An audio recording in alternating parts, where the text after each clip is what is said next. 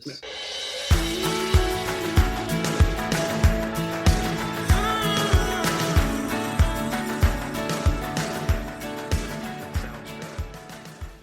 We're live.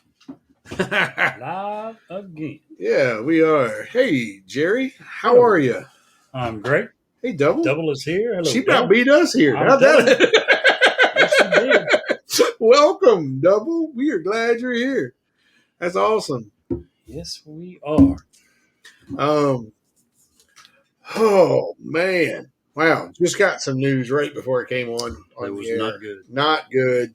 We was having a great conversation and then just got a bummer. One of our sponsors, Carter Aviation, Chris is a good personal friend of mine, and yesterday they had a devastating house fire. Unfortunately, I don't know what kind of help that they need or anything at this point. But if you're a praying person, please send out a prayer to them. At the very least, that's what we can do. I'll be getting with him later, see if there's anything I can do personally for him. That sucks. I hate it. But we have a show to go. So, welcome to Newsworthy. What do you know, Jerry? Not a lot. I do know that thinking about what you just said with Chris Carter and going back to our show from last week, we have so much to be thankful for that we tend to take for granted. You know, we touched on a few of them, things that clean water, uh, things that we just so rarely think about and give thanks for. I've never in my life had a fire of any nature, of any sort, a small one.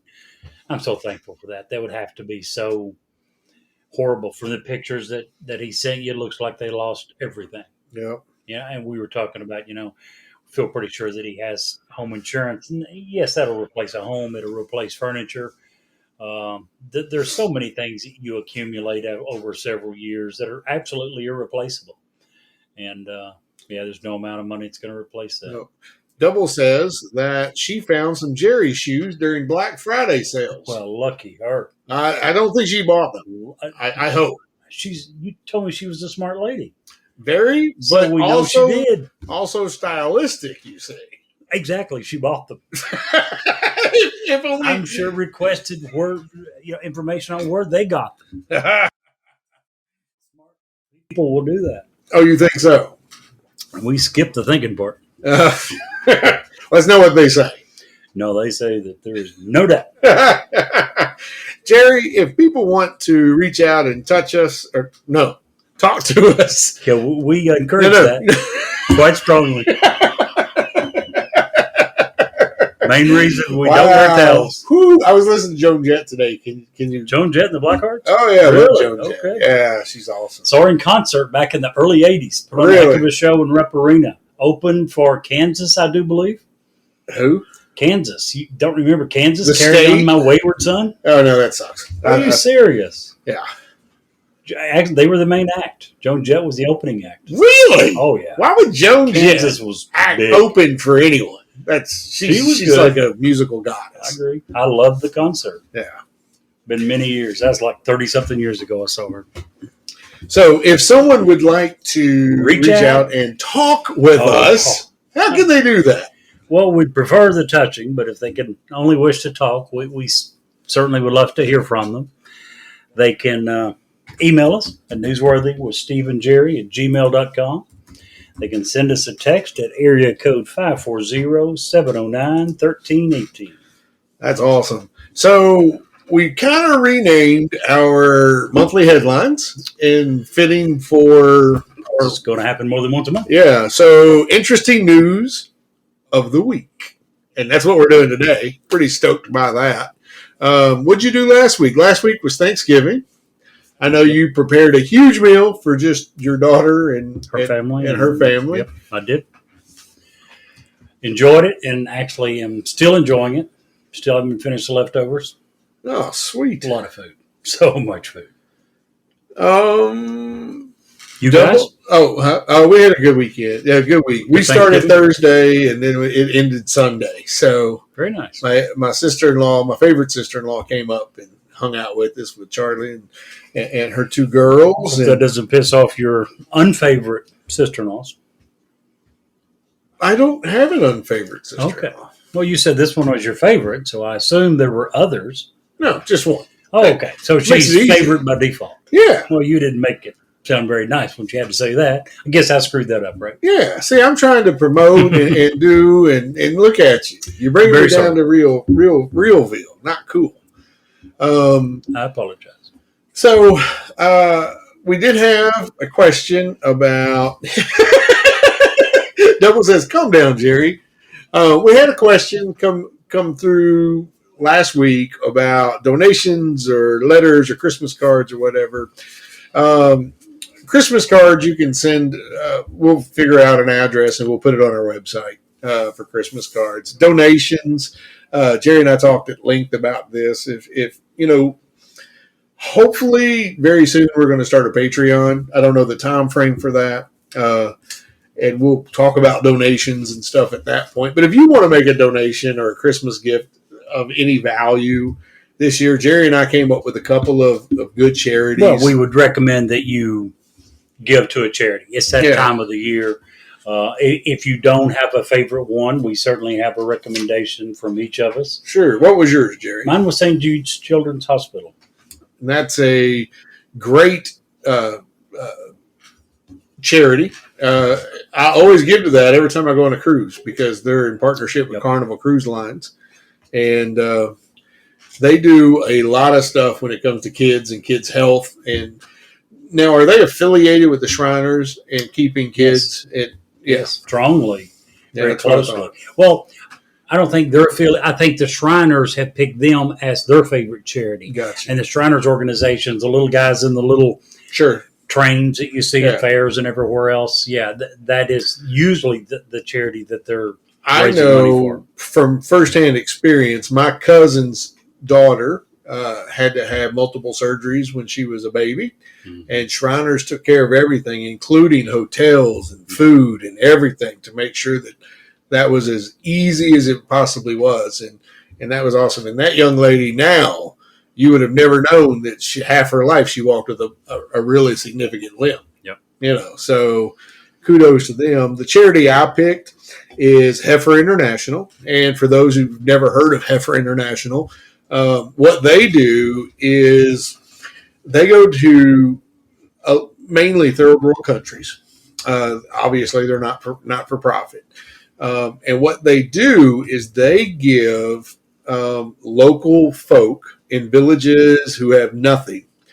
They take them and as an example, if they live in an area that will support chickens, they will give them livestock.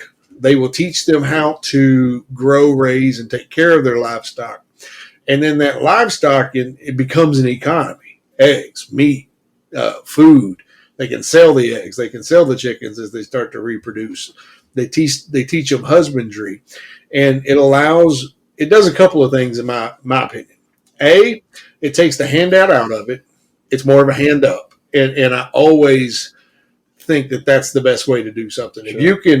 If you can give somebody a skill that's going to feed them and their family, you're doing it right. And Heifer International, both of these groups are well above my 80% threshold, which means they spend over 80% actually going to the charity. People in need. They're not instead of administrative or spending money to raise more money. Absolutely. So both of these are really, really, really good. We appreciate it. And, if you want to give a donation in our name, we'll take it. If you want to do it in your name, hey, the thought's still there, and we love it. So that's how we want to handle that. Like I say, we'll figure out a good address, a P.O. box or something we'll come up with, and we'll drop it on the website. So, by the way, your description of your charity reminded me of the old Chinese adage that I love.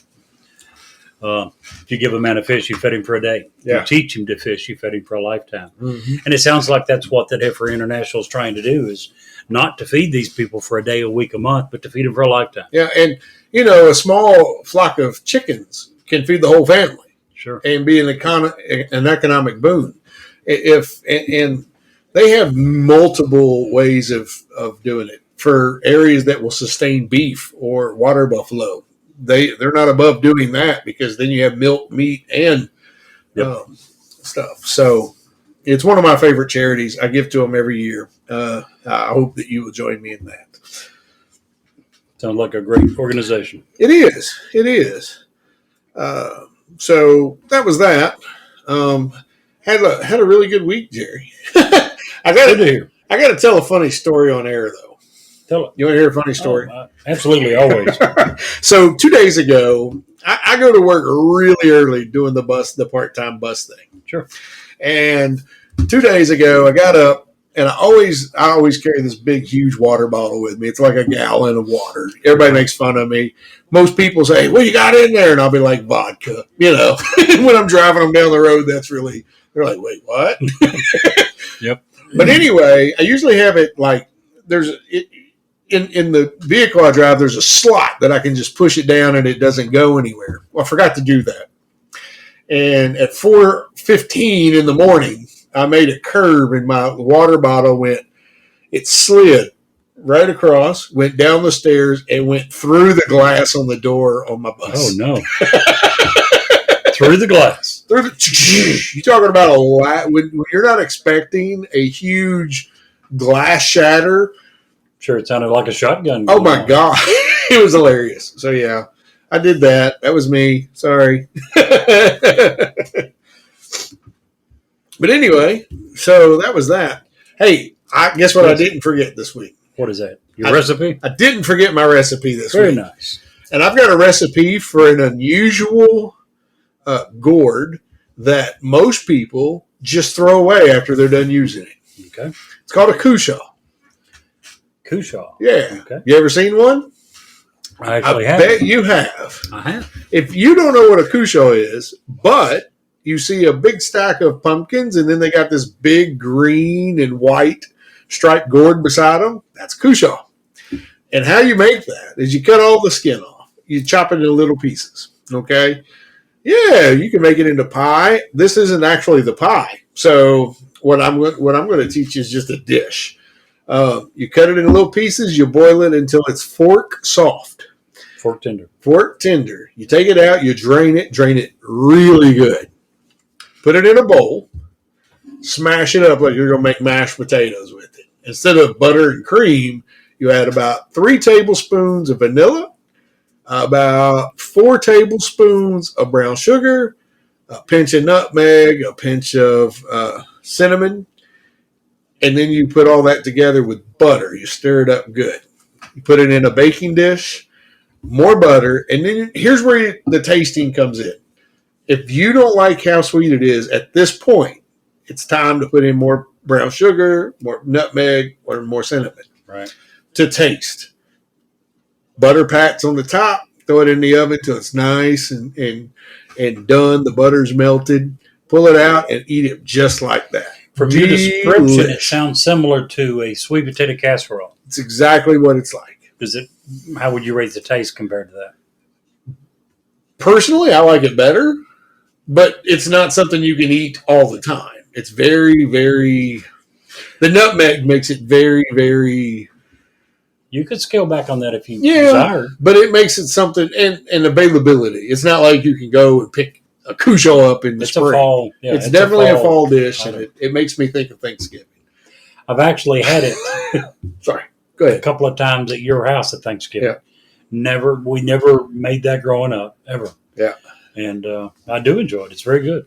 I took it to my in-laws' house one year for Thanksgiving, and they slayed it. I mean, they's like, "What's this?" I'm like, "Just try it." And I had 2 big old dishes of it. Boy, they slayed it. You couldn't have licked the pan and got another bite. That always makes you feel good. Oh, it does. It does. And, the thing I have a great aunt, or an aunt.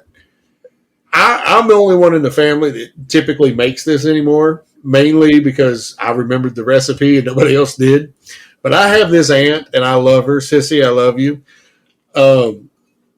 Every single time I've ever made it, here's her quote: "Needs more cinnamon, Stephen." Can't have too much cinnamon. I could put 16 bottles of cinnamon in it, and I guarantee she's going to have that same statement. Yeah, you should try one time. Yeah. Maybe just take one corner when she's coming and tell everyone about her, and just dump a whole crap load in this one corner. If you do, make sure you do not forget which corner. Yeah, no kidding, right? So one other thing I did this week, Jerry, is What's that? I was looking for a new car, so I went and checked out a Tesla. Nice. Man, them I'm things are surprised. expensive. Yes, they are. Very much. They charge a lot. Yeah, that's kind of their claim to fame, isn't it? That is their claim to fame. Talking about being so expensive, and it's very true. Those are nice cars. I like them. Kentucky, this is not the right area for them yet. We don't have the infrastructure, the charging stations to support it, unless you're going to be driving only right around your home. Or you can just do what most people do, is strap a generator on the back. True. But no matter what, they're expensive. Yeah, absolutely. $50,000-$60,000. Yeah, I agree. But you're seeing them more and more, by the way. You really are. Speaking of money, I've got a question for you. Just one of them things that makes you think. One of them things that makes you go, But if money doesn't grow on trees, question, why do banks have branches? That's a good question. Always wondered. And why do they always want to root around in your wallet? I don't get that. They always make me want to leave. No. You didn't. And you actually have the nerve to call some of mine bad jokes. Those were We're doing two, huh? I got another one for you. That was brilliant. I was a little confused last night. My printer started playing music. Really? Yeah. Turns out my paper was just jamming. Gosh. Boo. Gosh, I can't. That's double boo. You're so upset you didn't have that one yourself. No. In fact, I'm putting it out on the. I get you. I'm doing this. You get booed. Where's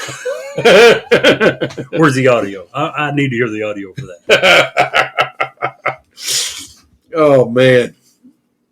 So, anyway, we're going to this new format. I'm stoked by it. We've got our list. It's really not a new format.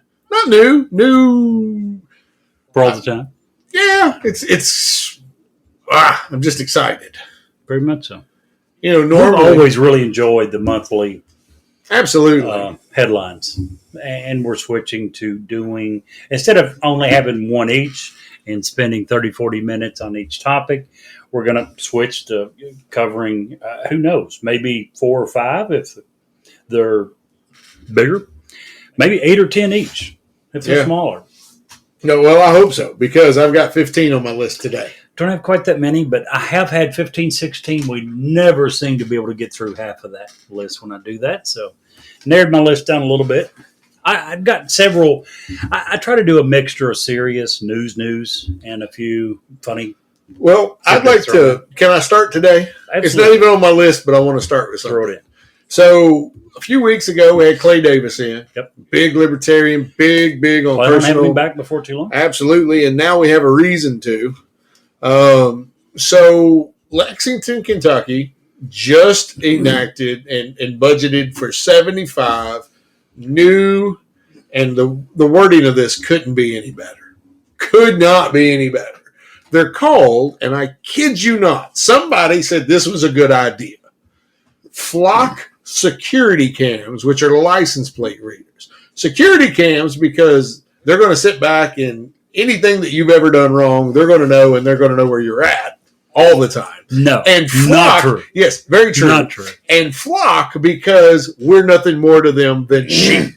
That's exactly what it is. It's a stupid $235,000 that they are using to put up security cameras, license plate readers, just to make sure that Johnny Joe over there has car insurance and doesn't have an outstanding warrant. It's not ridiculous. A single one of theirs will determine who the driver is, so they don't know if Johnny or anyone else has a warrant.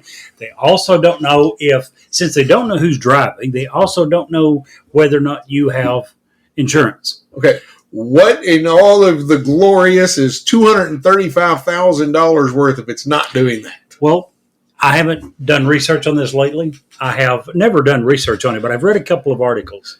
And if I remember correctly, the payback on these systems are pretty short time period. Meaning, since they are able to catch every single person. By the way, let me ask you this. You said why you think they're putting the cameras up to catch everything that you've ever done wrong in your life. What is the official reason stated for having these? I don't know. I don't remember. I can't remember the article. Let me find it, though. It's to catch people running red lights. It's to make the streets safer. It's these systems will catch and automatically mail out. Trust me, I know. When I lived in Washington, or in the suburb of Washington, D.C., when I lived in Fredericksburg, several close places around, including Washington, D.C., had these systems everywhere. I've received 2 of these tickets in the mail. What they do is they determine if you're in the intersection when the light turns red. They take a picture of your license plate as you're leaving, and they will mail you a ticket. Now, you can get out of it if you weren't driving, but you have to prove who was driving and bring them with you to court. And they will be more than happy to say, we accept that, and we'll take the ticket away from you, and we'll give it to the person you just proved did it. But somebody's going to pay for this. And so it's revenue generation. Just like everything else in the legal system. More revenue generation. Church revenue generation. Beautiful. So to answer your question, the money gets repaid pretty quickly. Does it make the street safer? Probably. It's going to have people. You're going to be more hesitant to run a red light if you know there's umpteen cameras recording just that.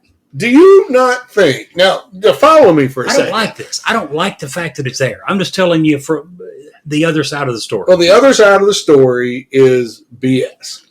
It is a start. It's not BS. It is a start to what China had 4 years ago. I'm just saying. Which is what? A total surveillance state. Well, they have that now. Why did you say 4 years ago? That's when it started, when they was in earnest. They have it to a point that in China, if they hear you talk about Xi Jinping in a negative connotation, they don't send you a ticket. They don't send an officer to see you. They simply deduct that from your bank account as a fine. Well, you've heard about what's going on in this past week, right? Yeah, the digital currency. I'm talking about in China. Oh, the millions that are protesting in China. Oh, but did you hear what happened last night? Several of them calling for his resignation. Yeah. Did you hear what happened last night? I bet you didn't, unless you follow Tucker Carlson, whom I'm not a huge fan of Tucker, but he didn't miss this one, and all of our regular media did. Okay, what?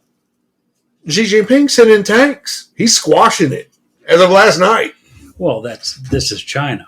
I understand that. But when you're saying he's sending in tanks, this is happening across the country. The last I heard, 15, 20 different cities. It's not like it's one city. It's happening in a pretty large area. And he will crush all of that. Probably. But I'm just curious. They're not going to turn this into another Tiananmen Square. You don't think? Oh, no. Steve, that still haunts them. They still look at that as that's what you don't do, because that is what will incite people to turn against you for the next 20, 30, 40 years. Anyway. That doesn't help them. What I'm saying is, back to the whole beginning of our security state, you and I disagree. Me and Clay actually completely agree on this. And you were correct when you say when we're in public, we don't have an expectation of privacy. Shouldn't have an expectation. I agree with that.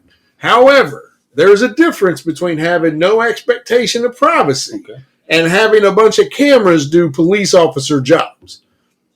Why do you think it's a police officer's job? You just simply said that they don't need a police officer to do it anymore. I never said that it was strictly the job of a police officer. Technology can do that job far better, far cheaper than police officers. So why not utilize that? Well, I just have a general distrust of what they're doing with that information. I agree with that. And that's Clay's underlying reason. There's no accountability. There's no transparency. I agree with that. And that has to change. I agree. If they would stick to the listed reasons for having it, if they would stick to and be honest and transparent about who they share this information with, and we knew and how long they were going to keep it, it'd be a different story. I agree with Clay totally that this stuff is being misused all the time. Absolutely. That's where the crime comes in. Not that the fact that there's a camera on a red light at the corner of Rose and Euclid that's trying to stop people from running a red light. I don't have a problem with that. I have a problem with the fact that it gets uploaded to a database in Colorado and it's kept on file for the next 20 years of every person who happened to be going through that intersection and at what time. Those are called, and they can pull that in for if there's a crime that happens there. They can pull that. That's called geofencing and geofencing warrants. The FBI can now write a warrant on a geofence. If you're in a squared area, they can write a warrant for you to be brought. No, it is. Well, not legally, but they do it. First of all, the fact that your vehicle licensed to you is at a certain place does not mean you were there. Who did they send the warrant to? You, your wife, your 18-year-old son? Same deal. You just now said that in Washington, you got a ticket, and the only way you could get out of the ticket warrant is a little bit different from a ticket. I understand. That's what makes this unconstitutional. And the arrest warrant doesn't change the fact that the FBI is using it currently. I don't think so. Well, I'll Google that. Let's go back to I'll Google that. You Google that after the show. And next week, you guys are welcome to tune in and hear his apology and his retraction. Redaction. I'm not retracting anything because I think the government's sour. What's your first topic? Another sad one. I'm sure most people have heard John Y. Brown passed away this past week. 88 years old. I asked Steve earlier if he remembered him, and he said that he was a little bit before his time, and it's true. He was a governor from 1979 to 1983, the year that I graduated from high school. And Steve is 10 years younger than I was, so he was graduating second grade. But he was a pretty popular governor. He was widely credited with bringing about quite a bit of change in the governor's office in the state of Kentucky. Up to that point, the governor had the right to appoint chairmanship of committees. And was really involved in a lot of ways in the legislative branch. When he come along, he said, you know what, guys, I'm running the executive branch. I'm going to let you guys run your legislative branch. And to this day, many people are still very appreciative of that. Of course, he was also known for being the person that took KFC from being a relatively small regional chain into the multinational powerhouse that it is today. Yeah, it was sad to see John Y. Brown pass away. Yeah. Then did he sell to the Yum Center? I think so. Or not Yum Center, but Yum Brands. To Pepsi? Yeah, PepsiCo. I think so, yes. I think he sold directly to them, if I remember correctly. 88-year-old former governor. Wow. Well, that sucks. Yeah, then it was her. Now, his double brings up Martha. I remember Martha. That was kind of where I was starting to understand. Martha Lane Collins. Sure. Remember You Martha? said she brought her up in what regards? Oh, just that it was after he was, when he left. That's when Martha came in. So, yeah. So I've never been more surprised at something that a celebrity did, and I shouldn't be, I guess. But do you remember when she was caught several years after she was governor? She was caught shoplifting from some socks. If I'm not mistaken. She come out and admitted she was a kleptomaniac. She didn't need it. She didn't want it. It was just, she said it was almost like she was just a thrill. The thrill. Jeez. Kleptomaniac had been most of her life. Listen, speaking of that, I got a story to tell you. I got to Google, make sure I didn't misquote this to someone else. Please go ahead. So when I worked at Kmart in Burlington, Kentucky, which is northern Kentucky, greater Cincinnati area, we had our loss prevention officer was off the chains good. Off the chains good. We had to stop this guy who had left, and he was stealing a Kmart level driver golf club, right? Had stuffed it down his pants, was walking out with a limp. We follow him out to his car. My guy is getting into a Porsche 911 Carrera, a $78,000 car. This was 20 years ago, right? And it turns out the guy's like just begging, sobbing, crying. I just wanted to see blah, blah, blah. You know what he did for a living? No idea. He was the lead surgeon at one of the lead neurosurgeons at one of the local hospitals there in the greater Cincinnati area. I'm not mentioning any Same names. type deal. Yeah. Klepto. Just trying to get a feel for it. Absolutely crazy. Another thing that happened while I worked at that store, we had a sting operation in our bathroom.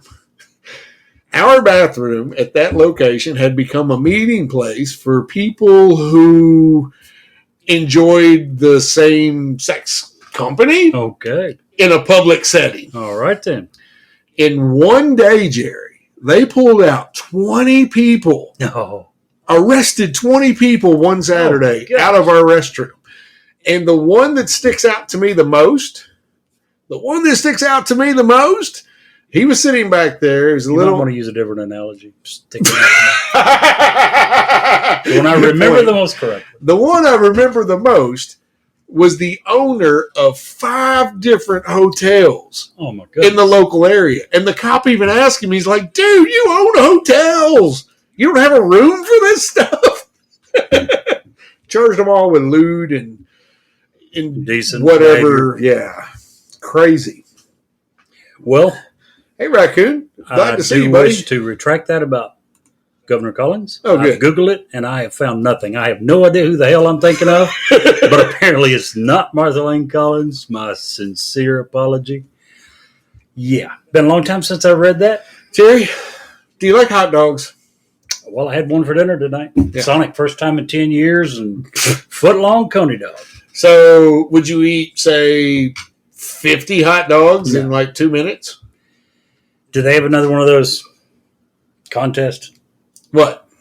The The hot dog world eating eating contest? world Nathan's hot dogs world Yeah. eating contest? No. However, legendary competitive eater Pat Philbin, who was one of the originators of that, one of the first contestants, he passed away. Just throwing it out there at 59 years old. Don't know the cause, but Probably exploded stomach. I don't know. How does one go about being a competitive eater? I couldn't even finish You know lunch what today. blows me away? It's never some huge guy that you look at and think, No. oh, he's going to win. It's always this guy that's about 5'7" or 8", and he weighs about 125 pounds soaking wet. And you think, there's no way that guy could hold more than 3 or 4, period, Yeah, on a good day. on a good day. Yeah. And the guy's eating like 61 and 118 seconds. Are you kidding me? I don't get it. Yeah. I I mean, also don't even have, I'm sure there's good money involved in it at some point. But what makes you want to try to get good at that? here's where I couldn't get past. So the good hot dog eaters will always, because you have to eat the bun and the dog, Right. they will dip it all in water and then eat it. Because I guess Because it goes otherwise down. it gets too dry that it won't go down the throat. That's disgusting. That's soggy bread. I'm out. I can't even eat one if it's got soggy bread. It's why I don't eat ketchup or mustard or anything on my hot dogs. I don't want the soggy bread. Oh, man. Yeah. Double said lube. My kind of moment right there. Yes, indeed. Oh, man. Some of those contests, they blow me away. What's your next topic, Jerry? For the Steve Jobs fans, you may have heard this. A pair of his sandals from the 1970s were recently auctioned off. Care to guess what they might have sold for? What? It's Steve Jobs. Okay, it's Steve friggin' Jobs. So, not cheap. If it was cheap, it wouldn't be on my thing. What would you guess? A pair of sandals from the 70s. Used sandals that he wore. They think it's a pair of Birkenstocks from the mid 70s. Oh, I like Birkenstocks. Pretty well wore out. I can show you pictures. They're pretty. Well, you can always put a new sole on those. That's why they were so big. And the You wear 'em for 100 straps years. are frayed. It's Yeah. a well worn pair. $300. $218,000. The California house where Steve Jobs co-founded Apple is a historical site. And now the sandals that he wore while pacing its floors have been sold for $218,000. The well-used brown suede Birkenstocks that dated to the mid-70s set a world record for the highest price ever paid for a pair of sandals, used or new, according to Julian's Auctions. who conducted the sale. $218,000. Hey, listen, as my wonderfully amazing little niece said today, or said Saturday when I have a box of old toys in my closet that they always get when they come in, but it's in my closet. Right. So we go back in there to get the toys out of my closet, and she says, "Uncle Steve." I'm like, "What, baby?" She goes, "Why you got more shoes than my mama?" She wasn't lying or exaggerating. No, she wasn't. And sadly, there was no examples of the best shoe ever made in that collection, was there?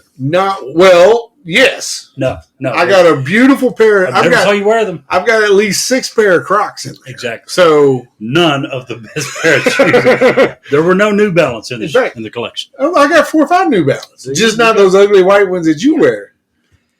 Like I said. Speaking of, I got a brand new pair of shoes today. Really? Woo! Go, yeah. It was a Black Friday sale. I couldn't pass it up. A pair of Asics gel retails at $198. $198. A $200 pair of shoes I scooped up for $52. Woo! I'll have to see them, but I'm guessing if it's like a lot of yours, you'd probably have to pay me $52 to be seen wearing them.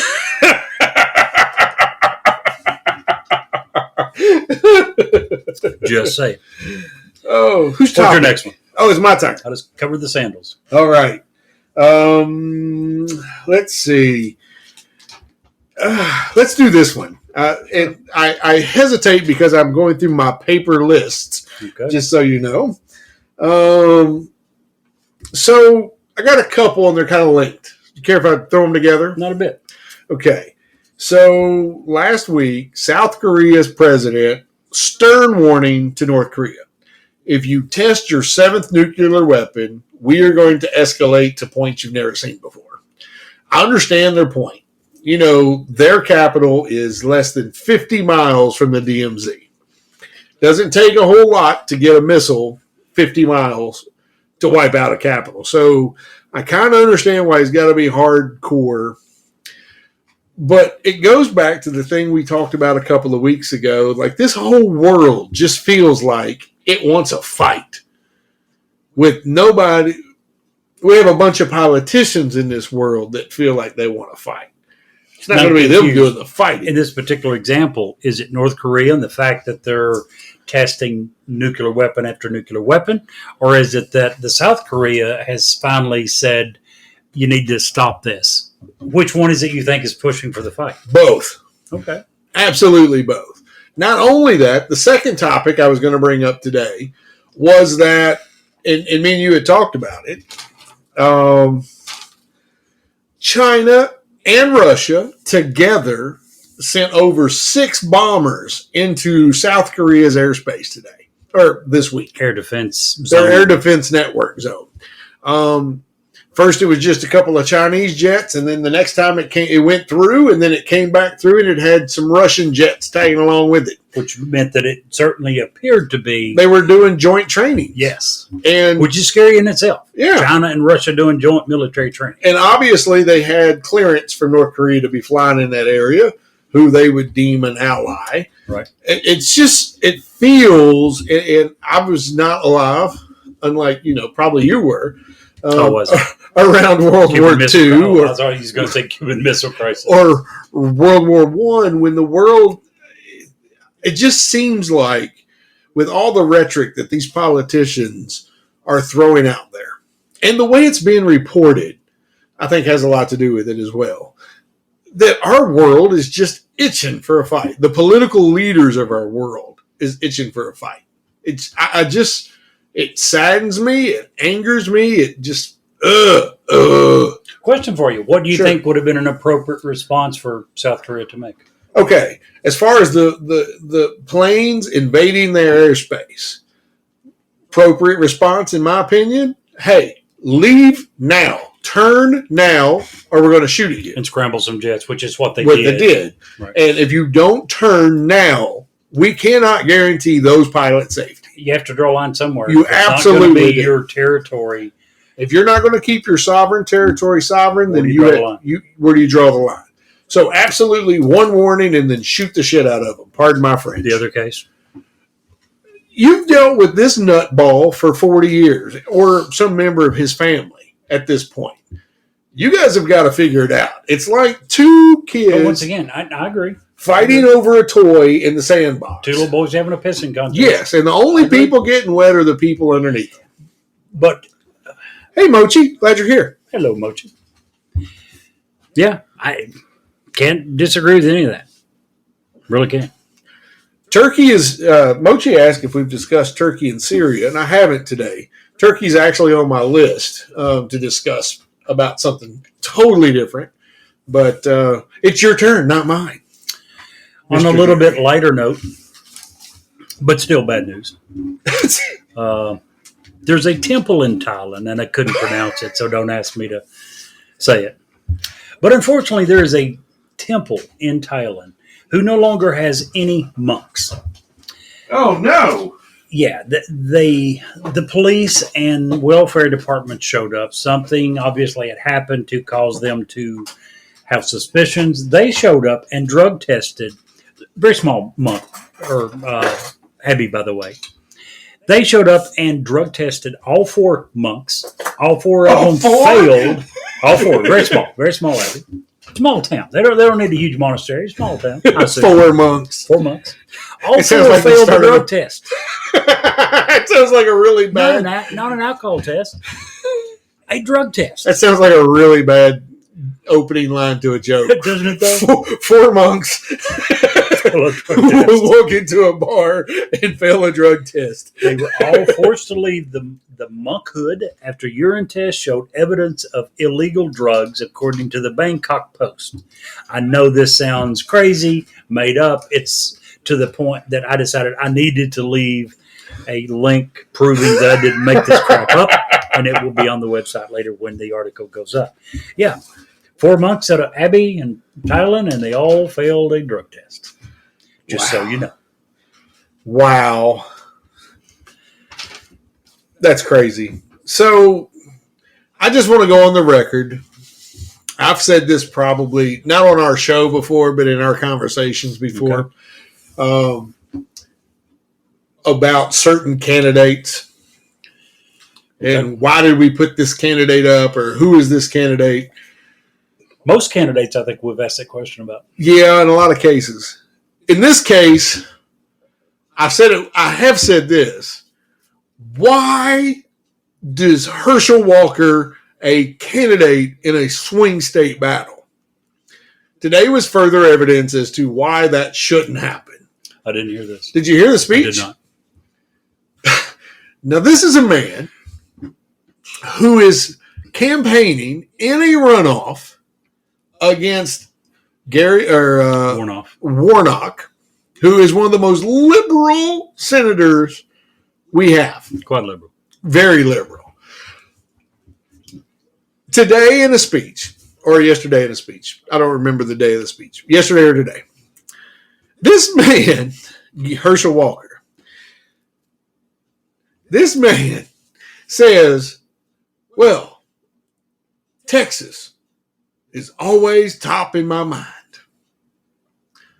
And he's being accused. He's already under fire for being accused for being a carpetbagger, which I had to look up the term, so don't feel bad if you don't know what that is. That's an old term that says if you don't think you can win where you live, you move somewhere else where you think you can win. Okay? Exactly what I thought it meant. Yeah. So okay, go ahead. So that's what he's been accused of in the past, and now here he is in a speech during a runoff that is very important to the future of our country, I believe.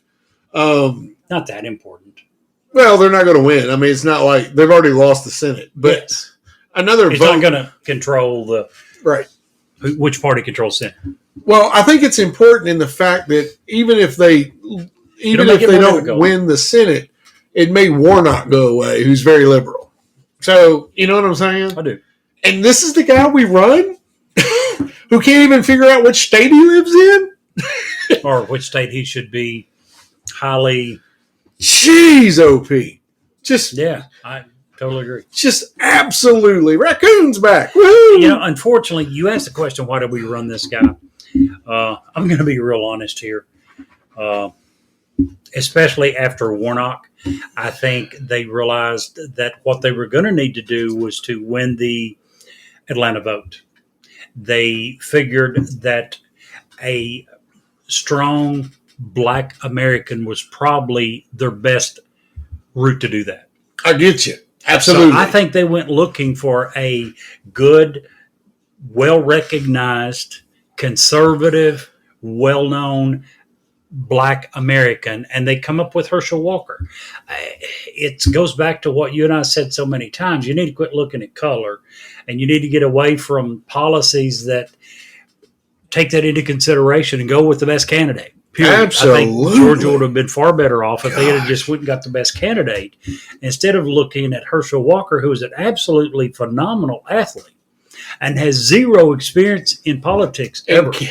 They were, I think, going based upon name recognition. What else does the guy have? Nothing. He's a great athlete. That does not qualify you to be a good politician. Absolutely. In my humble opinion, that was the mistake they made. It was crazy. Crazy. What's your next topic there, Mr. Jerry? One, it's a little bit controversial. Oh, yeah. I like those. Do you? Okay. Yeah. You'll like this one. Thanks to Elon Musk, Twitter announced on November the 23rd that they have stopped enforcing their COVID-19 misinformation policy. Going back to the very beginning of COVID, basically, in January 2020, Twitter began trying to do what it could to address the COVID-19 misinformation on its platform. In that time period, they had pulled over 97,000 tweets with false content. What, this? Okay. They had pulled over 97,000 tweets with false content. They had challenged another 11.7 million accounts with warning labels. They had banned over 11,000 accounts for repeatedly posting misinformation regarding COVID-19. So, what does this mean? Well, it's good news for those out there that like to try to convince others that the vaccine contains a microchip through which the government is going to track everything you do and everywhere you go. For those that like to try to prove that the vaccine will change your DNA. For those that are trying to prove that the vaccine will actually give you COVID. For those that tried to claim that it will cause infertility. You had one grandchild born during COVID, correct? Or was it more than one? I had two myself. Yeah, just one, I think. I actually, when I read that, it got me to think. I'll go back to some others, but the infertility, I heard that a lot. It's going to cause infertility. But anyway, we're back. I apologize. And as we were saying, I actually looked it up. Since one of the things that they were claiming was that the vaccine would make you infertile. I mentioned that I'd had a couple of grandchildren born. You had how many born during the pandemic? I think one. Believe it or not, the birth rate actually went up in 2021 for the first time in 7 years. Now, when you stop and think about it, that shouldn't be a surprise, right? We shut the world down. Everyone was stuck at home with nothing else to do. Why wouldn't the birth rate go up? Right. The obvious fact becomes, obviously, the vaccine did not cause infertility. But that's one of the big things that people have been saying, one of the many things that they say. The tracking chips, the infertility. So many claims were made. It's going to give you COVID. It's going to cause COVID. They claimed that the birth rate, they claimed that the death rate was being exaggerated. They claimed that the death from vaccines were being hidden. Unfortunately, if you believe that, you believe that every country in the world went into cahoots and decided to fake all this information. This is not just the United States. This was a worldwide plague. No, I get that. And I understand where you're coming from. But there are some serious side effects that are starting to be... Really? Like what? Starting to become evident from the vaccine? I mean, that they haven't linked them officially yet, but mitochondria. Think the mitochondriac infarction. If I'm not mistaken, that's less than 1/100th of 1% of the people who are taking it. I understand that. But when you have politicians saying there's no risk, and then there's a risk. Really? What politician said that? Oh, take your pick. No. Tell me what politician said that. I'm pretty sure as far as major on a national level? I'm pretty sure it's zero. Oh, yeah, but probably correct me right. on how I'm wrong. No, I'm not. I'm just saying that there are still and people have a right to be concerned. Regardless, anything you put in your Absolutely. body. They have a right to be concerned. What they don't have a right to do is to go lie. What they don't have a right to do is to tell the public that it causes infertility. They don't have a right to say that there's a microchip that will allow the government to track you. They don't have a right to say that the government is hiding and covering up On the same deaths caused by the token, vaccine. on the same token, you shouldn't have the right to go back and say to change definitions as to what a vaccine actually is. What a vaccine is? Yeah. Who changed their definition of what a vaccine is? Webster's Dictionary changed it because the whole thing with all these booster shots that you have to get every 3 Their months. definition of a vaccine or what fully vaccinated means? Maybe it was that. I don't think anyone that I've heard of changed their definition of a vaccine. Could be wrong. Please correct me if I am. I will. I always do. But this has got nothing to do with people who intentionally, knowingly lied, No, I agree. trying to get people to not take the vaccine. People who knowingly lie. I mean, I believe, first of all, let's just put it out there. I think everybody has a right to choose if they want to get this vaccine or not. And if what I'm against is when you start saying, oh, you have to have a passport with your vaccination status to go on come a in here. cruise. To go on a cruise, to go into a restaurant. In some of the big liberal cities, you have to have that to go in and eat. Well, first of all, in the most conservative city in America, if you so desired and you were the owner of a restaurant and you wanted to require face mask or proof of vaccination, you had the right to do that. Yep. Now, some cities, and I think you would agree that the owner of that restaurant had the right to do that. Yep. Would you not? It's his restaurant. It's his restaurant. Totally agree. What you're talking about, and I agree to some extent, some cities went crazy with it, especially in restaurants, because we know that if you're in a restaurant, you can't wear a face mask. You can't eat with a face mask on.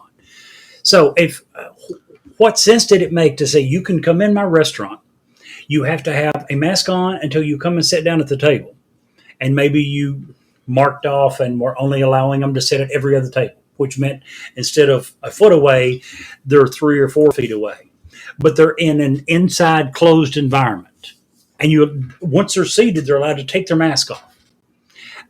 They're all breathing the same air. It's not being recirculated every 10, 15 seconds. Obviously, the air that the neighboring table breathed, you're going to get some of that. So it didn't make a lot of sense. I agree in restaurants.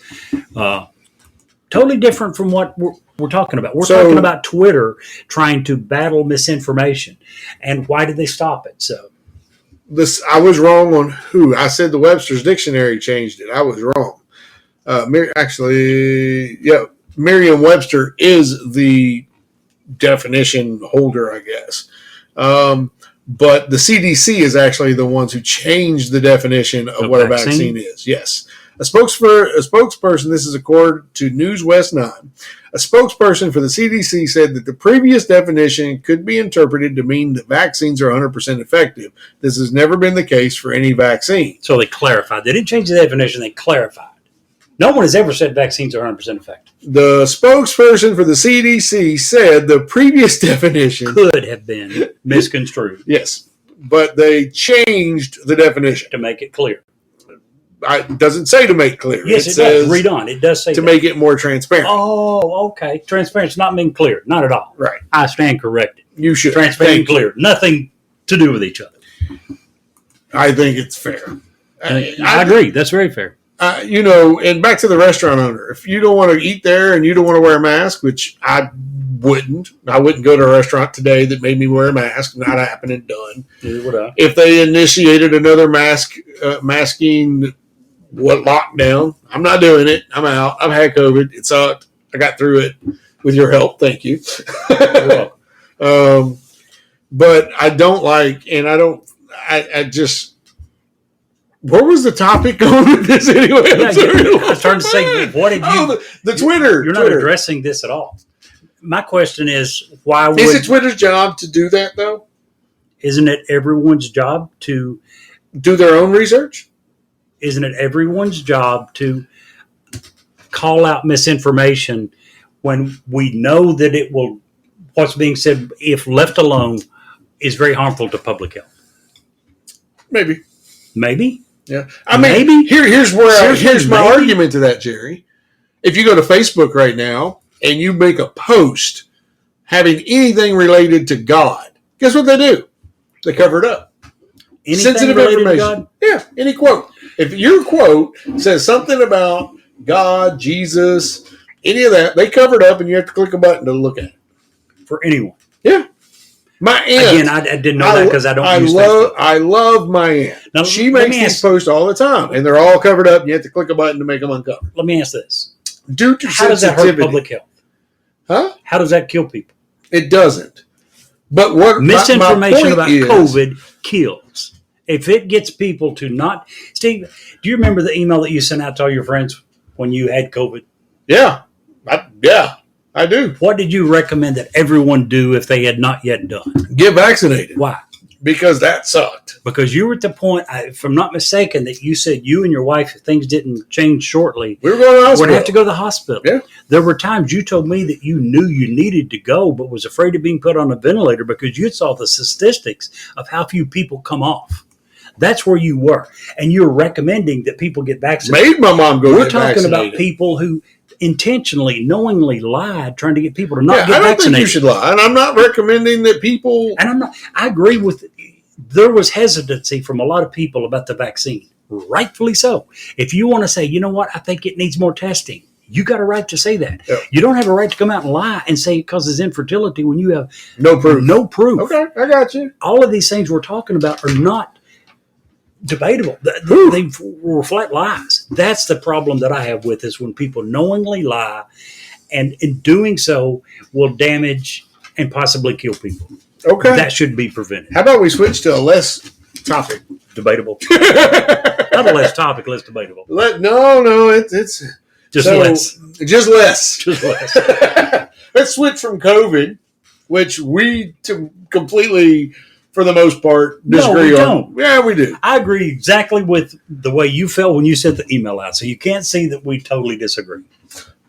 What about the CIA agent who recently passed? But Smart guy.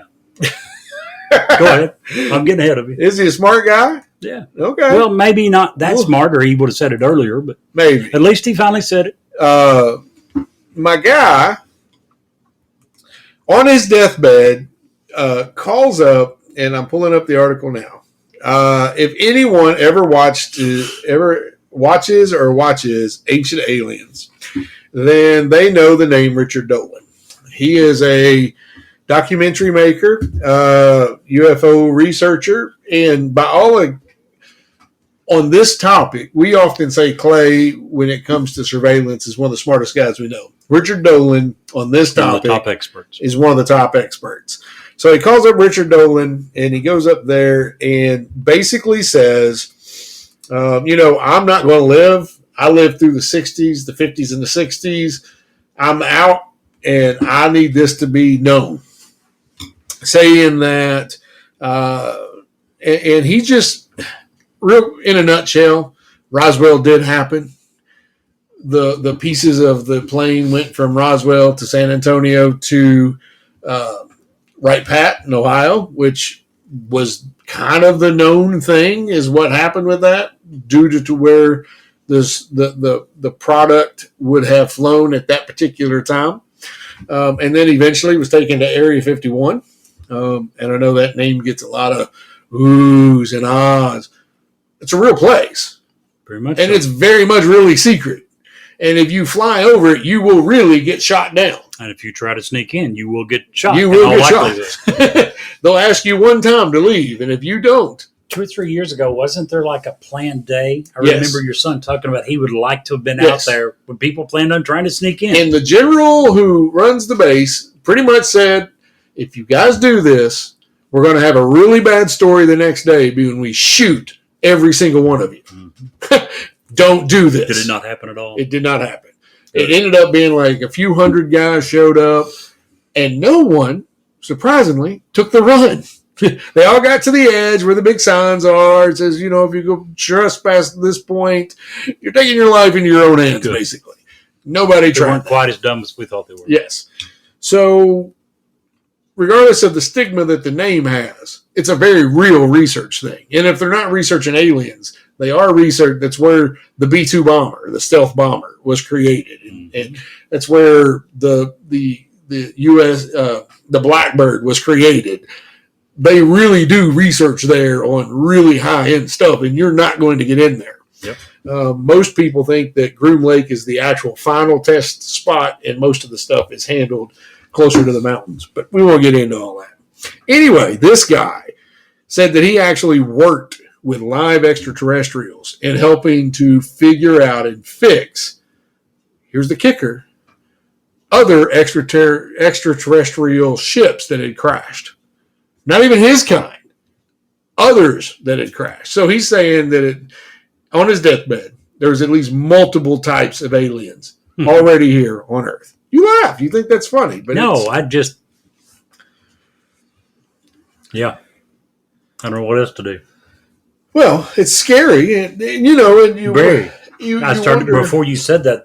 The first thing I thought was, "What do you expect me to do? Shit my pants?" Yes, it's scary. I choose to laugh. Well, it kind of makes sense when you start thinking about pre-Roswell, the direction of our tech, Sure. the world technology. After post-Roswell, how fast America started doing this, climbing technologically, leaps and bounds, unrealistic. If you believe in the theory of evolution, unrealistic evolutionary jumps in intelligence and what we're able to do. There is link and lineage there. So that was my topic. A good one. I've got a really political one next. Not Democrat, Republican political, but I'm sure you heard about the possible railroad strike. Actually on my list. And I've got an update to it because a lot changed around 4 o'clock this afternoon. But earlier today, Biden told Congress that they needed to take action to try to prevent the railroad strike. And he asked them to step in. And the lawmakers were considering a bill that would impose a compromise labor agreement that was brokered by the Biden administration. And again, impose. Keyword here, impose. The piece of legislation they were considering earlier was going to impose a labor agreement that had already been voted down by 4 of the 12 unions. So they come up with this compromise solution. They said, here, what do you think? 4 of the 12 labor unions voted it down. They're talking about passing a bill that says you don't have a choice. You don't have a choice to the employees or to the companies. We're going to force you. I have a question. How is this legal? This isn't Russia. This isn't China. Since when does the government have the right to tell companies what kind of labor agreement they must have? Since when does the government have the right to come in and tell a group of workers, you will work for this amount of money and you will work for these benefits, and we don't really give a crap if you like it or not? What law gives the government this right? I've never heard of this. Maybe I'm just a stupid. Well, it's not without precedence. Let me finish. Okay. At 4 o'clock this afternoon, it no longer was proposed. It was passed in the United States House and has been sent to the United States Senate for approval. Go ahead. Do you think it'll pass in the Senate? To me, it's friggin' illegal. And if it's challenged, the Supreme Court should overturn it. You said it's not unprecedented? It's not unprecedented. Back during World War II, the United States government nationalized, or World War I, nationalized the railroad system. I understand how that's legal during wartime. Yeah. There's a lot of things where the government has the It comes back to the same thing we talk all the time. If you give the government an inch, take a mile. They're going to take a mile. But have you ever heard of this? No. Outside of wartime? No. Again, there are huge powers given to the government. They can and have taken over automotive companies, huge companies, and said, you're going to make tanks. You're going to make this. Yeah. That's wartime. This isn't war. This is simply saying it'll be an inconvenience. It'll hurt our economy. It'll cause inflation. Inconvenience is a very big understatement. I don't care. Yeah. Do you remember when the air traffic controllers went on strike when Ronald Reagan was president? Yep. What did he do? Did he impose a government-mandated agreement? He fired all of them. Fired everyone and replaced them with who? Military air traffic controllers. Just to get the planes in the air. Yeah. and then they could come back hat in hand and get their job back. Yep. I just don't see how it's legal. To me, it shouldn't be legal. I agree that you're right. This is a big deal. It would have caused huge disruptions. Over $2 billion.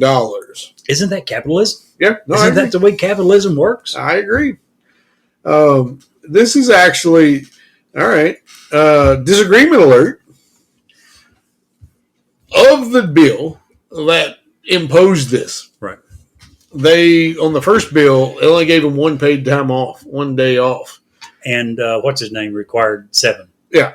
Bernie Sanders said he was going to oppose it unless we guaranteed 7 paid sick days, which did they not already have 7 paid sick days? Apparently what not. Company, some of them.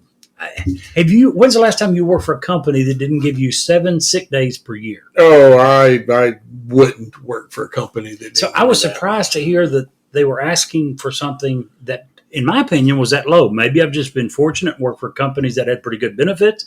But I was really surprised when I heard that Bernie Sanders was saying that he would not support the bill unless that they agreed to add 7 paid sick days as a requirement to the bill. But, No, absolutely.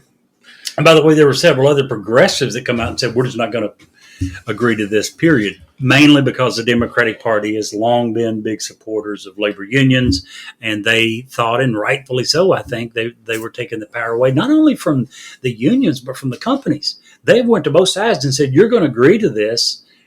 You don't have a choice. Well, I think there's a couple of parts in here that were overlooked. First of all, the unions and the companies have until December 9th to get this worked out. True.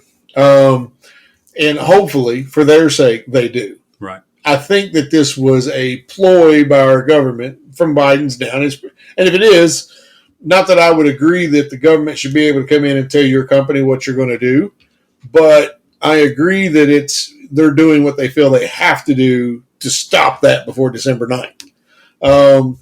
And when I say $2 billion, I don't mean $2 billion a week or $2 billion a month. That's $2 billion a day. I get it. That's a huge detriment. Once again, that's not the system that this country was built and founded on. You and I are not going to argue about that.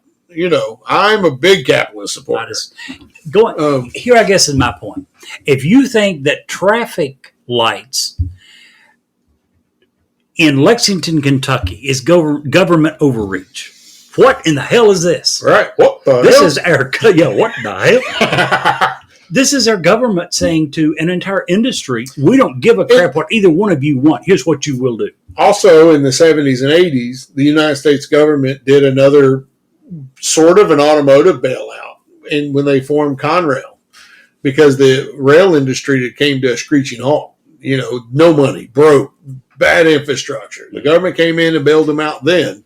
And I think that somewhere in that documentation is where they're getting and I'm using air quotes, folks, the legal rights to be able to step in on that. this. If that's true, and the people agreed to it back then. Well, see, first of all, the companies could agree to it, and they could sign away their rights. How could employees sign away their rights and the right to all future generations of workers? I don't see how that would be considered legal, but that would make sense. And at least it would say that there's only a few industries that the government has bailed out and gotten to agree to this, that this is possible. Because I'm sitting looking at this thinking, what's next? You know, if you think that will stop air commerce, what about if all over-the-road truck drivers went on strike? What would that do?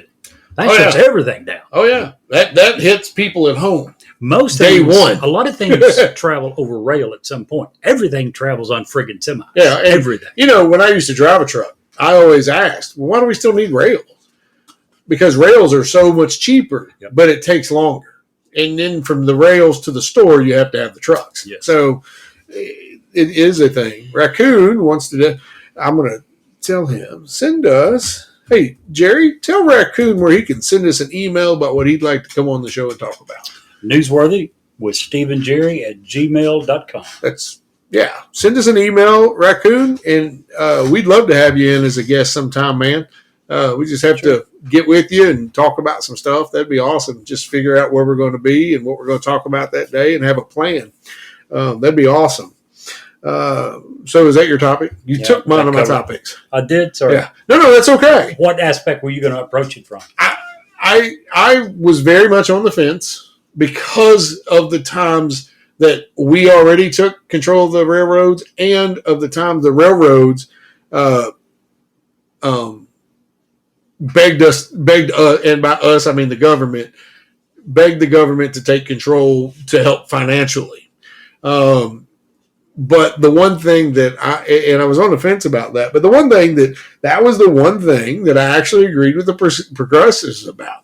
If Union Pacific isn't giving their employees 7 paid days off, that's wrong. Yes. I mean, McDonald's will do that, probably, I'm guessing. Yeah. And most companies will.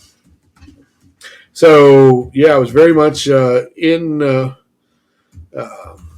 agreement with Bernie Sanders. Can't let us say that out loud. The conservatives were the one that are all behind this, and they were all supporting Joe Biden and saying, yes, we need to do this. By the way, it passed 290 voting yes, 137 opposed in the House. It was a hugely bipartisan vote, and yes, it was hugely, the dissenters were progressives. Yep. So let's go a little local here for a second. Sure. I got 2 stories involving local sports. So I'm going to run through local them real sports? quick. Okay. Local-ish. Okay. So after the worst offensive output in the Mark Stoops era, we fired last week our offensive coordinator and our running backs coach. Yay. See you later. Bye. I really felt like this season was a huge disappointment. And I feel like that Mark Stoops did too because of the crew he had on the field and with the leadership we had with Will Levis. And so very happy about that. But I also, the next one is I often give Coach Cal a lot of crap. You do. But in this case, I got to give Coach Cal, if you're listening, Coach, some props. Okay. After the game with Bellarmine, who my son went to, Nick went to Bellarmine, yep, and was actually practiced with most of these guys in the basketball team. So Coach Cal, after that game, said, hey, look, talking to the NCAA, this 4-year deal where they can't be in the dance, you're losing out because this team is ready. It gave UK everything that UK wanted. And they were huge underdogs, and they came to play. One of the quotes Coach Cal said that just cracked me up about Bellarmine, he's like, I don't even know if they know how to dribble the ball. All they do is pass. All they do is pass. And after the game, he said, these guys are ready for the dance. They won their division last year, couldn't go to the dance, and that was been an auto in. Now, why the 4 years? The NCAA has a rule that when they first join, when you move up from Division II to Division I, you have to wait 4 years to get into the dance. But they came in and they won their division in Division I. Now their division's a little small. I think that's a stupid rule. It's a dumb rule. The idea is probably they're not going to be ready. Well, guess what? If they're not going to be ready, they won't be able to qualify to go anyway. Right. Absolutely. So if they are good enough to qualify, let them go. So that was my topics. I just wanted to give Coach Cal some credit and Coach Stoops some credit for getting rid of the slackers who was his offensive. Speaking of giving credit. You're going to finally give me credit? I'm going to give credit to a guy who's very worthy. I think you will agree. Oh, me. Definitely. In China. Oh. They have a 50-year-old I know where this is going. Marathon runner who chain smokes. Now, just to be clear, this guy doesn't chain smoke on days that he's not training. He probably does then too, but not only that. He doesn't just chain smoke when he's at work, when he's walking around town. This guy chain smokes while running the frickin' marathon. Wow. 50-year-old. His nickname is Uncle Chin. Once again, this sounds so crazy. I'm going to have to give a link to prove I didn't make this up. I've seen this story. He recently ran a race. He finished in 574th place. Doesn't sound that great. He did beat over 1,000 other people while chain smoking while running the 26.2. I wonder if he lit the first one before the race and then just used the cigarette to keep they say keep chain him lit. smoking. It's I'm sure not the entire time. There's a picture of him running, and he's the cigarette dangling. Have you ever met a true chain smoker? Have you ever been around one? A little bit. Okay, Ex-grandmother. My great aunt Sadie. I loved her. She was a matter of fact type of person. You know what I'm saying? Yeah.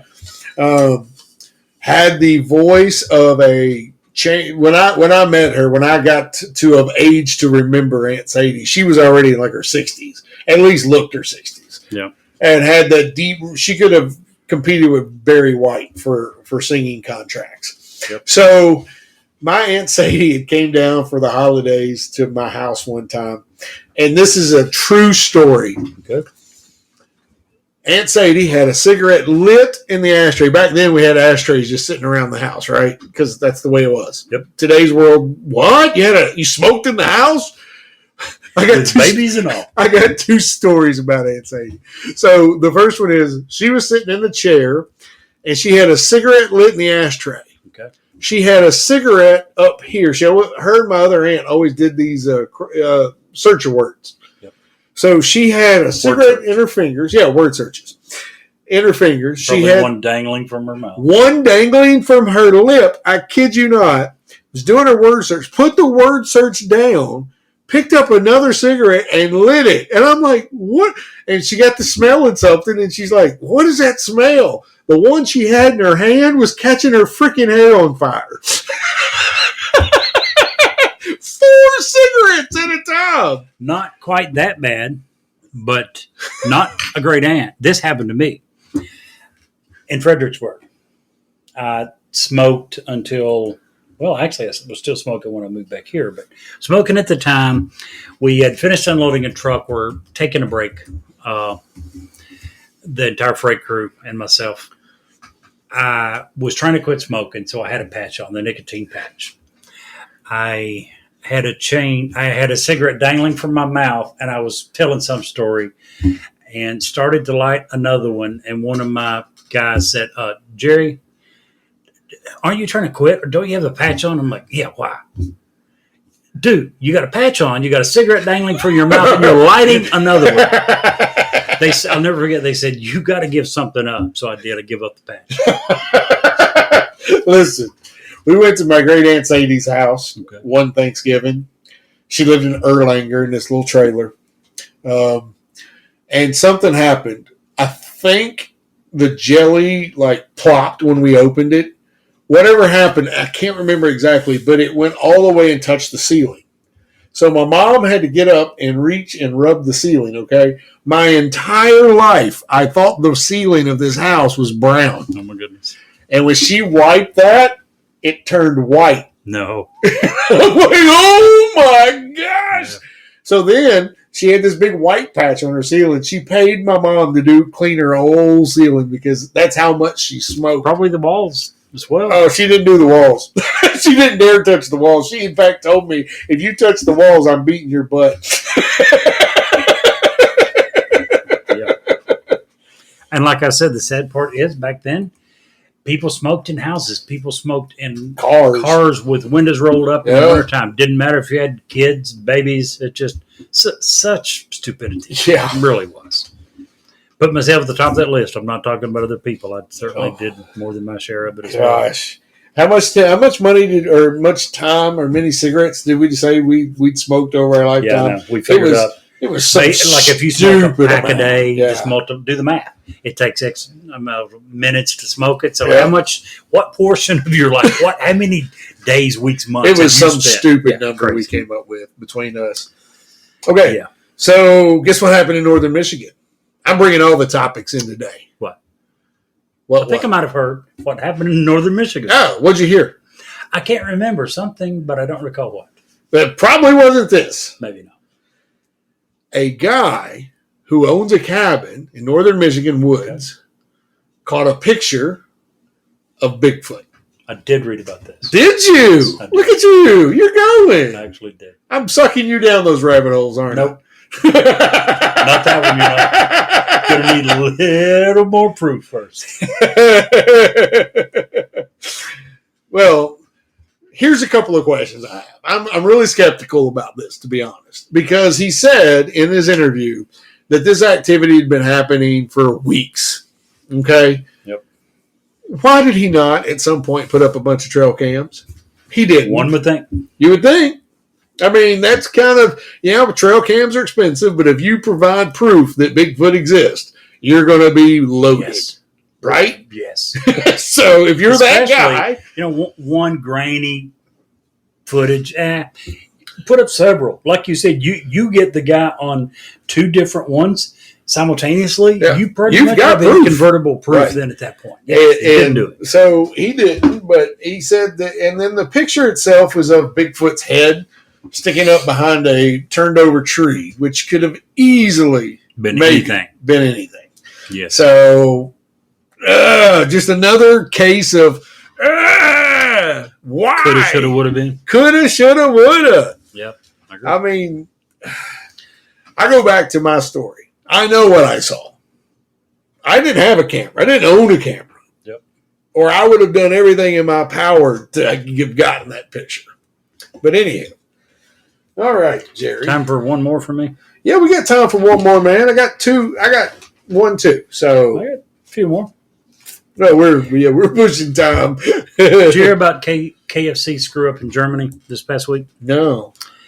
KFC apologized for using Crystal Knot, which is a German word. I seriously doubt, unless you're a native German speaker, you know what it means. Crystal Knot is referring to the attacks on Jews that basically, at this point, signifies the beginning of the Holocaust. It's referred to the Night of the Broken Glass, or considered the start of the Holocaust. Well, this past week, KFC suggested that people celebrate the anniversary of that date by buying cheesy chicken. What? Yes.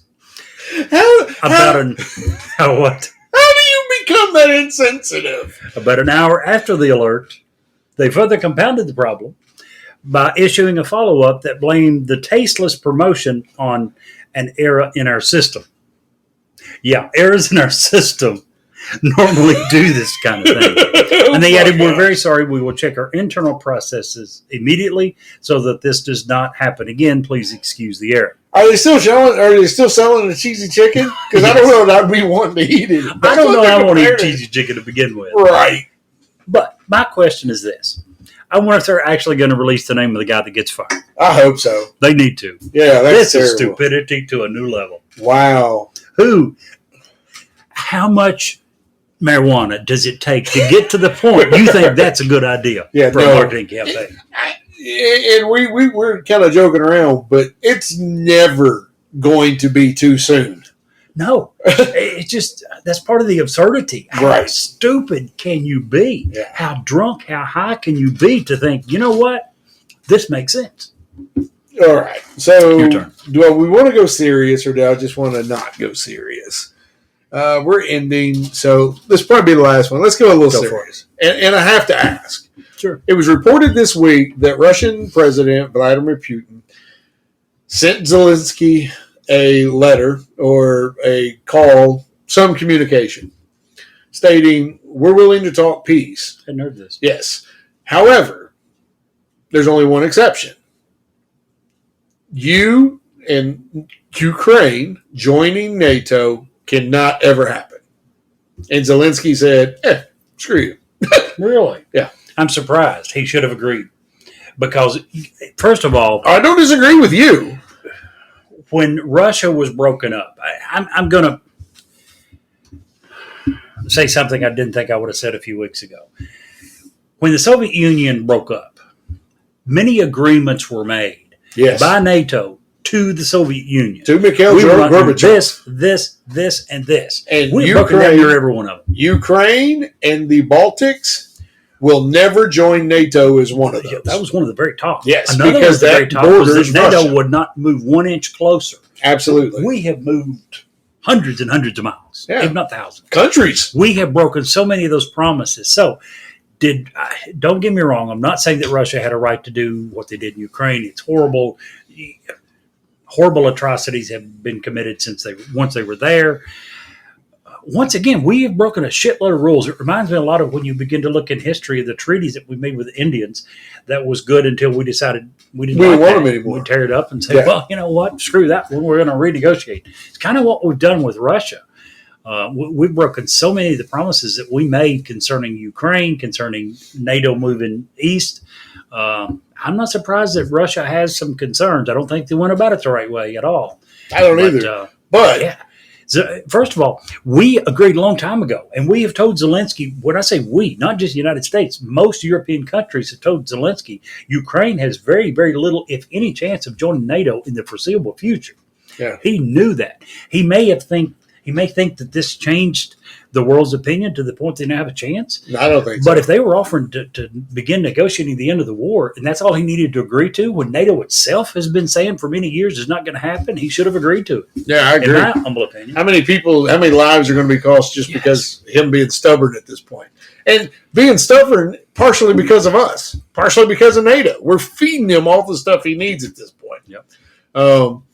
And, we could talk and maybe we will at some point talk about that whole war.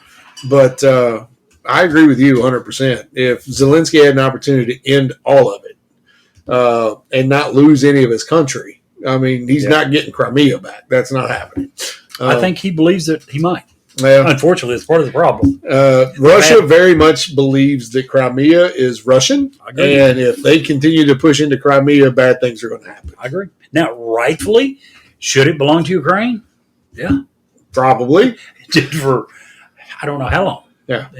Way before I was born. So I'm not disputing that. I'm just saying somewhere along the line, you have to change and become a realist. What's possible? Yeah. Well, guys, I apologize for the little mid-show mishap. Hopefully I'll learn and be better. We got some exciting things coming that obviously once we get through the holidays, January is going to be an exciting thing. Yes, it is. Had a great meeting today with a potential investor. And that's going to happen, I think. And so we are absolutely stoked for that. And we hope you like the new format. This is going to be our format for most of the shows now coming up. Anyway, we decided it wasn't fair to the rest of the world to limit ourselves to only 2 topics. Yeah, I mean, exactly. Very, very, very perfect. Yeah. Totally joking, guys. No, he's not. I can see his face. You can. I can see his face. He ain't joking. Anyway, guys, if you can't see the light, be the light. Thanks for joining us tonight. Have a great night.